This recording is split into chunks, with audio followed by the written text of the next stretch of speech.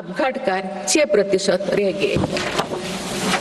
राष्ट्रीय टीबी उन्मूलन कार्यक्रम के अंतर्गत टीबी के मरीजों की संख्या भी घटी है। मेरी सभी देशवासियों और माननीय सांसदों से आग्रह है कि हम सब मिलकर टीबी मुक्त भारत के अभियान को सफल बनाने में अपना योगदान दें।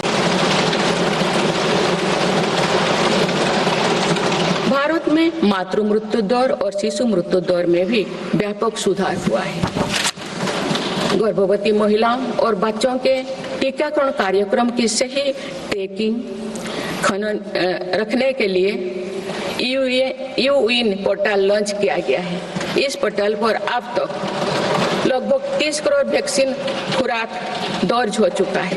टेलीमेडिसिन के माध्यम से 30 करोड़ से अधिक ई टेली कंसल्टेशन से नागरिकों को स्वास्थ्य लाभ मिला है।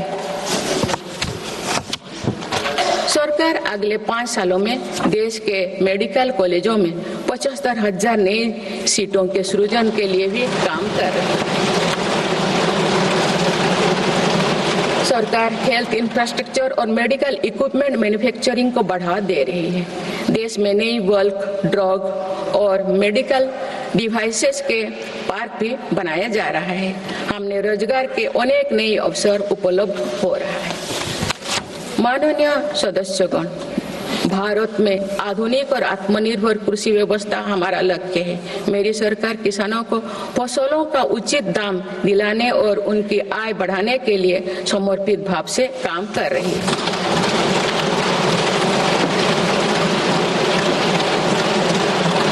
वर्ष 2023-24 में रिकॉर्ड 332 मिलियन टन अनाज उत्पादन हुआ है और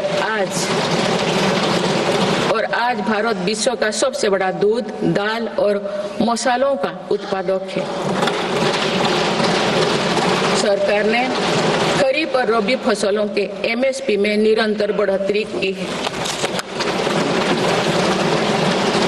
पिछले 10 दशक में धान, गेहूं, दलहन, तिलहन और मोटे अनाज की खरीद पर 3 गुना ज्यादा राशि खर्च की गई है। पिछले 6 महीने में फसलों की जलवायु अनुकूल, बायो फोर्टिफाइड और अच्छी उपज देने वाले 109 उन्नत प्रजातियां किसानों को सौंपी गई है। देश में कृषि इंफ्रास्ट्रक्चर को सुदृढ़ करने के लिए सरकार ने कृषि इंफ्रास्ट्रक्चर फंड योजना के दायरे का विस्तार किया है। इससे ग्रामीण क्षेत्र में रोजगार को और बढ़ावा मिलेगा। देश में तिलहन उत्पादन को बढ़ावा देने और खाद्य तेलों में आत्मनिर्भरता प्राप्त करने के उद्देश्य से national mission on oil seeds को स्वीकृति दी गई है। प्राकृतिक खेती को दिशा में निरंतर कार्यरत है। इसके फलस्वरूप भारत ने ग्लोबल साइबर सिक्योरिटी इंडेक्स में Tier 1 स्टेटस प्राप्त कर लिया है।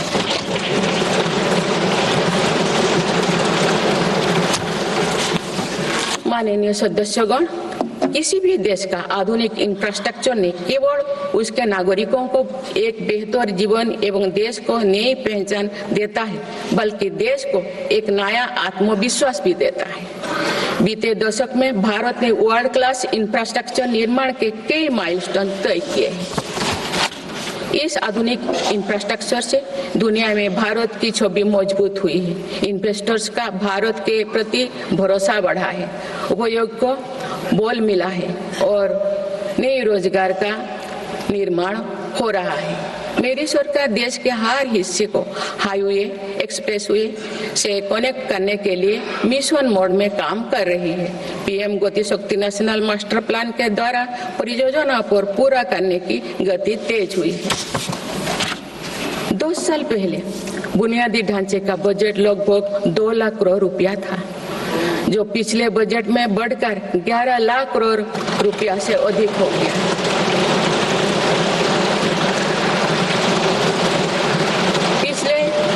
सबके काम को आगे ले जाते हुए पिछले 6 महीने में मेरी सरकार ने भविष्य के इंफ्रास्ट्रक्चर में रिकॉर्ड निवेश किया है।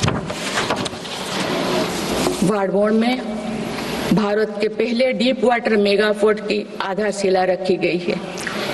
76,000 करोड़ की लागत से बनने वाला ये पोर्ट विश्व के शीर्ष 10 पोर्ट में से एक। मुझे बताते हुए खुशी हो रही है कि उधमपुर श्रीनगर बारामूला रेल लिंक परियोजना पूरी हो गई है और अब देश कश्मीर से कन्याकुमारी तक रेलवे लाइन से जुड़ जाएगा। इस महत्वाकांक्षी परियोजना के तहत चेनाब ब्रिज का निर्माण हुआ है, जो विश्व का सबसे ऊंचा रेल ब्रिज है। साथ ही आंधी ब्रिज देश का पहला रेल केबल ब्रिज बना है। सिंकुन ला सुरंग पर काम भी सफलतापूर्वक आगे बढ़ रहा है। निकट भविष्य में पूरी होने पर यह विश्व की सबसे ऊंचा सुरंग है।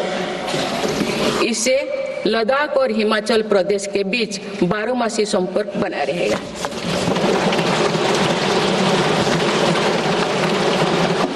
भारत का एविएशन सेक्टर तेजी से विकास कर रहा है। देश की एयरलाइन कंपनियों ने 1700 से अधिक नए विमानों के ऑर्डर दिए हैं। इतनी बड़ी संख्या में आने वाले विमानों के परिचालन के लिए हम एयरपोर्ट्स का विस्तार कर रहे हैं। पिछले एक दशक में देश के एयरपोर्ट्स की संख्या 2 गुनी हो गई।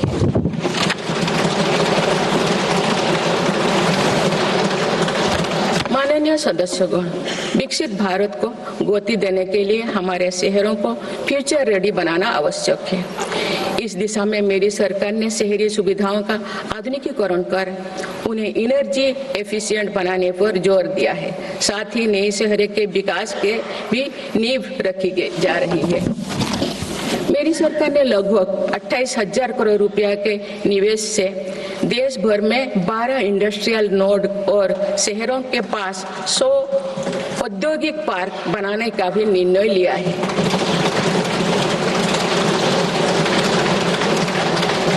शहरी यातायात को सुगम बनाने के कार्य लगातार जारी है।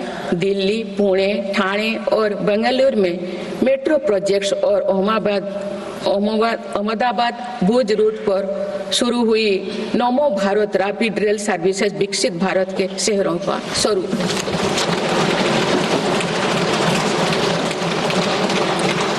कुछ सप्ताह पूर्व ही दिल्ली में रिठारा नरेला कुंडली कॉरिडोर का काम शुरू हुआ है, जो दिल्ली मेट्रो नेटवर्क के बड़े सेक्शन में से एक होगा। मेरी सरकार के निरंतर प्रयास से दिल्ली में मेट्रो टूर लगातार बढ़ रहा है। 2014 में दिल्ली एनसीआर में